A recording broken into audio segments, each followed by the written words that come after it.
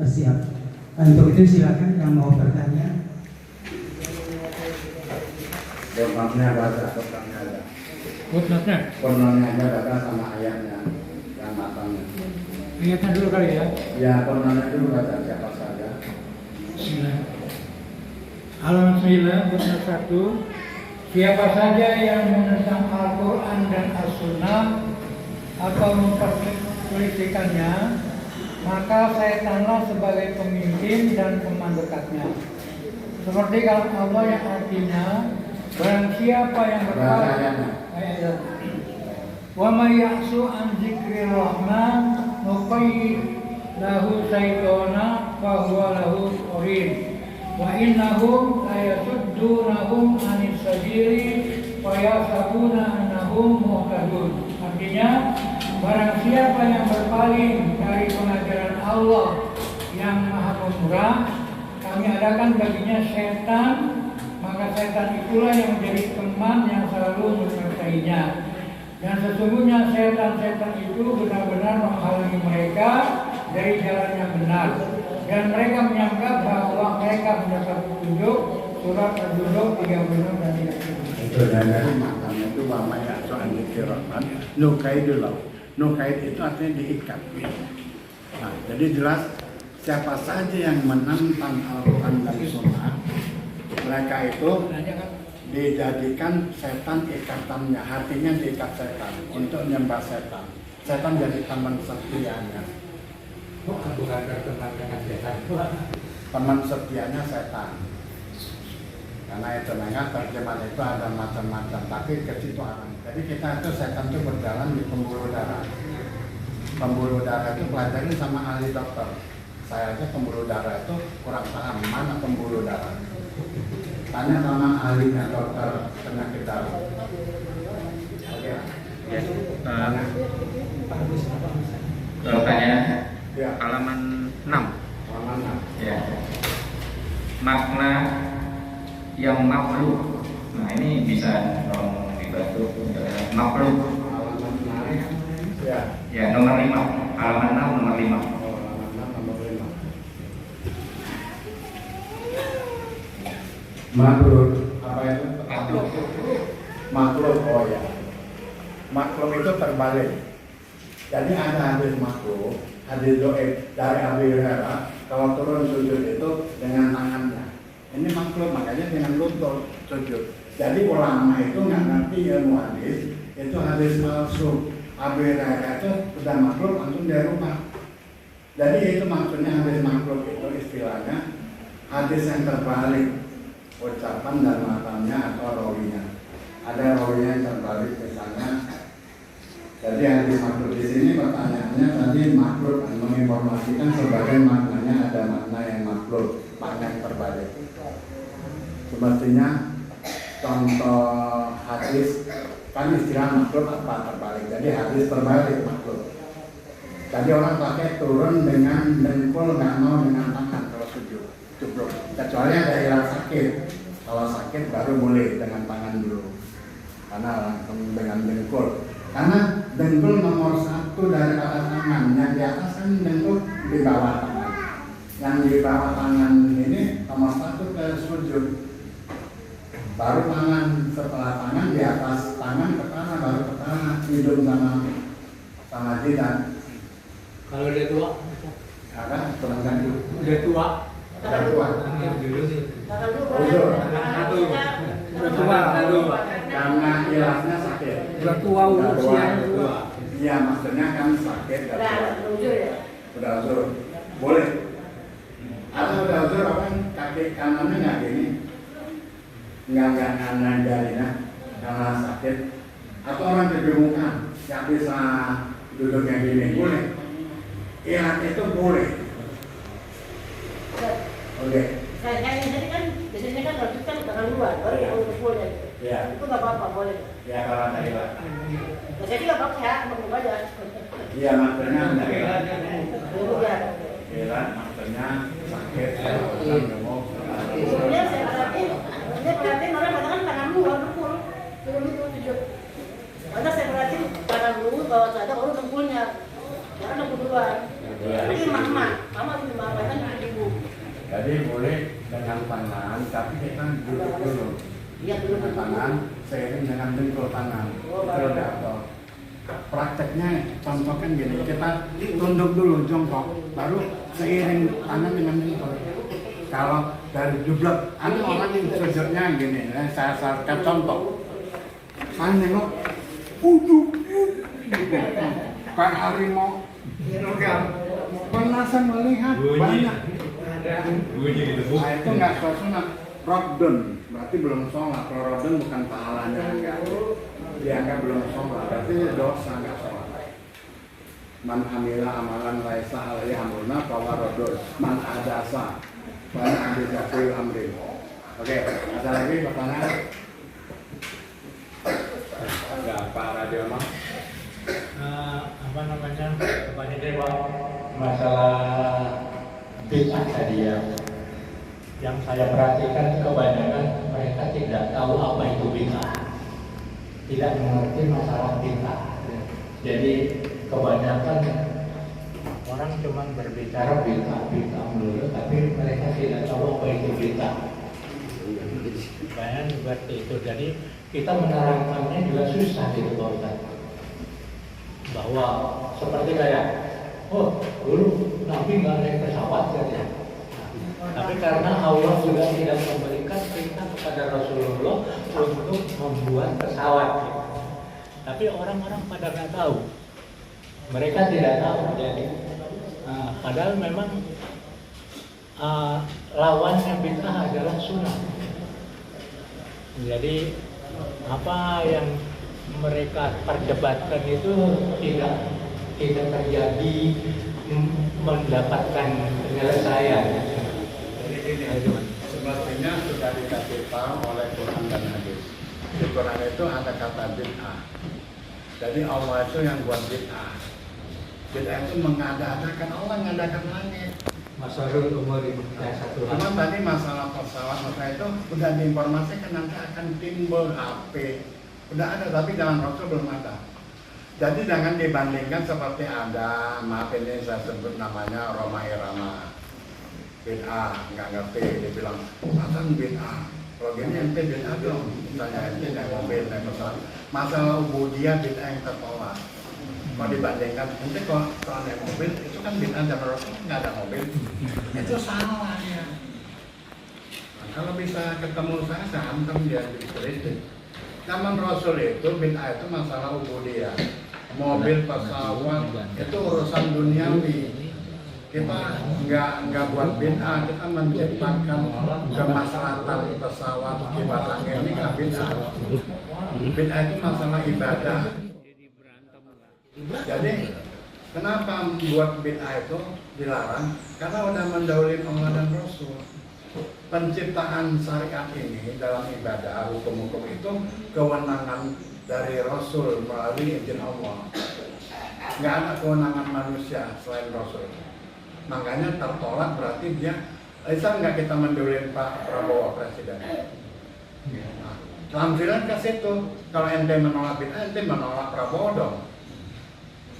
Jadi sebandingkan begitu kira-kira. Jadi kita nggak boleh membuat kewenangan apapun kalau dalam ibadah. Saya melihat, sudah baca kitabnya. Ini disampaikan khotbah Jumat saya di Jakarta, detail begitu. Mereka aja, oh Ustaz ini beda sama Pak lain. Kebanyakan orang ngomong, kalau lupa kasih tahu. Kalau kita jangan lupa, kalau kita tidak lupa, kita sebutkan dari Rasulullah. Kalau kita lupa, ini saya lupa nama rawinya siapa, tapi ini soal itu. Pertanggungjawabannya internal ada. Hati kita sama Allah, Allah melihat. Itu lebih takut. Kalau ini Allah mendengar saya ceramah, saya khotbah, saya ngomong, Allah melihat. Semua kita ini dilihat Allah. Itu pasti. Allah itu melihat, kita melihat, pasti kita dari Allah melihat matanya. Allah mendengar, kita mendengar, kita dari Allah mendengar. Kalau nggak diciptakan Allah, pendengaran udah dicabut. Mata saya udah nggak sehat lagi, udah katarak. Tapi Allah marah. Jadi panduan kita kanalisasinya ke Allah, ke Rasul. Kemanapun Allah Rasul. Tapi dunia tidak. Ini tantangan besar. Makanya alul ghuraba. Makanya tanda kiamat, saya tidak pernah ngomong tanda kiamat. Tapi kita tidak tahu hari hanya. Seperti orang dulu di Aceh sedang dansa-dansi, sedang olahraga, datang tsunami jam 8 hari Minggu tahun 2004. Apa tahu dia datang tsunami? Nggak tahu. Begitu juga kita. Kemarin apa tahu itu? Adik istri saya rumahnya tenggelam di Kuala Simpang, di Aceh Timur. Tamiang, Aceh Tamiang. Rumahnya tenggelam habis. Untung ada jualan tokonya masih ngangkat di sana. Ya namanya nggak pakai pada rumah. Tapi ada ilat-ilat yang orang buat sirik diajak Allah. Ada yang dari ilat manusia mungkin menjadi pembangunan, menjadi perundungan, jatuh lah. Tapi ada ilat sirik juga masuk. Buat sirik itu Allah angkat. Tapi beda azab nabi-nabi dahulu lebih dahsyat daripada teguran Allah di Nabi Muhammad. Kalau Nabi dulu lebih dahsyat diazab langsung. Kalau ini nggak langsung nih Pak. Masih penting. Ada 40 orang yang berdoa. Kalau alul kita nggak diterima doanya. Kalau syirik berdoa nggak diterima. Amin amin. Ini semua doa datang presiden, datang menteri nggak diterima doanya. Karena yang saya lihat semua alul bid'ah. Yang saya tahu saya ngomong. Ada di surah Allah. Nah inilah kajian kita. Insya Allah kita masih bertemu hati kita. Masih kita akan berpikir istirja mengharap Allah. Wajah di sunnah Rasul. Cuma satu kreatifnya. Ini kita banyak-banyak boleh dari dunia. Kalau memang ada waktunya. Tapi dunia itu kalau dicari juga dia memang udah diukur mau. Banyak Rasulullah itu karena Umar bin Khattab datang ke majelis Rasul tidur di tikar kurma sehingga bergarak-garak badannya begasannya daun kurma. Ya sebenarnya Rasulullah, Anda ini lebih tinggi dari raja di raja. Kenapa Anda nggak mau tidur di kasur? Apa perlu belikan kasur? Tidak usah ya Allah. Kita punya surga nanti. Mereka nggak punya surga. Kalau dunia hanya begini gambarannya. Nah, mau kita pakai kasur, bawa ke rumah. Tapi jangan berlebihan. Boleh, jangan berlebihan. Ini ada orang, ini saya sebut nama boleh karena berlebihan. Rumahnya di Amerika ada 3. Namanya siapa tuh? Anggota DPR, representatif. Di Amerika 3 beli rumah, di Jakarta 3.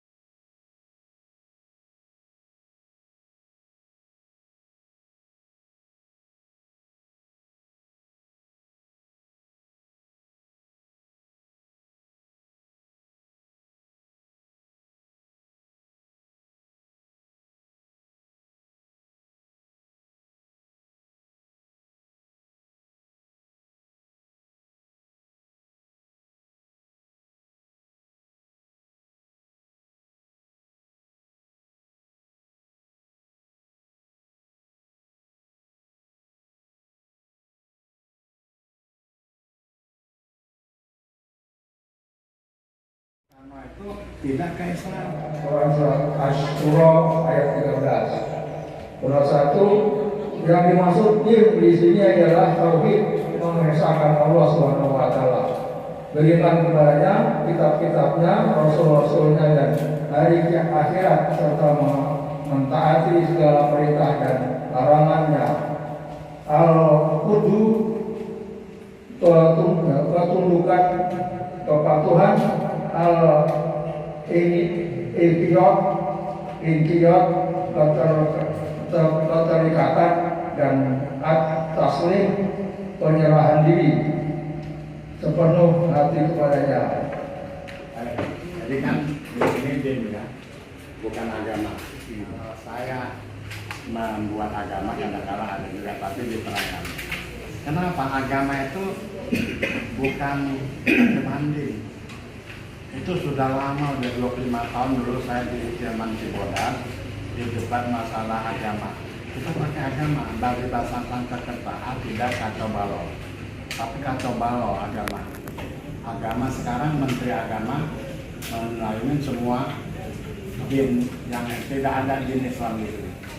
Jadi tidak boleh nyebut kalau tidak ada maknanya namanya. Ini perlu dikasih tahu. Tapi saya kalah karena mayoritas sekian ratus juta masyarakat bilangnya agama. Kita dinna indalah Islam. Quran. Sudah ditafsirkan itu oleh Imam Tabari, Ibnu Katsir. Din kita pahamin dulu, ada kajian tentang din Islam.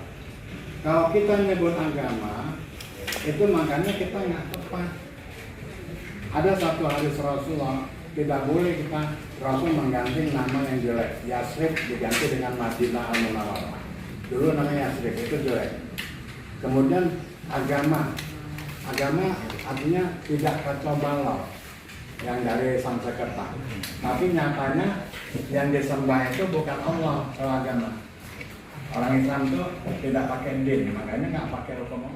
Ini saya internal ya di sini ya, nggak di luar. Saya pernah khotbah Jumat kemarin di Cawang, jauh, kayak motor masih paham. Di Cawang itu ada ulama-ulama ahli sunnah sholat. Khotbah saya menarik katanya. Tapi saya perlu tanya Ustaz, tadi bagaimana sikap Ustaz memandang Kartosuryo, Jalaluddin Daud Berle dari Aceh, sama yang di Makassar, siapa namanya? Harmuzakar. Itu benar. Mereka menegakkan din karena syariat Islam. Beda dengan NI sekarang. DITI dulu itu Darul Islam, artinya TNI Tentara Islam, karena Soekarno dengan Kartosuryo itu satu guru. Dulu belajar politik sama Cokro Aminoto. Kita nanti juga nggak tahu, karena orang yang berbeda kita nggak tahu apakah kita ada jasa itu. Tapi kita dikasih tahu di Quran nanti waktu di dunia kan masih hidup ini. Sikat nggak sama D, lanjut apa mau ganti? Oke. Aku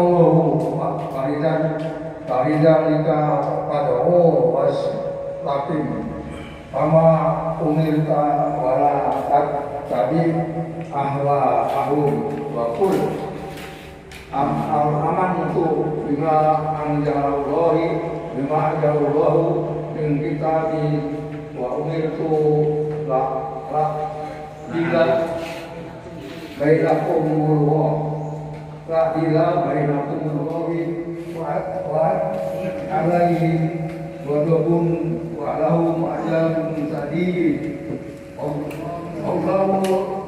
Allahu ladzi anjala kitabi wal haqq wa idza qala ni jana ma'wadun rika la'alla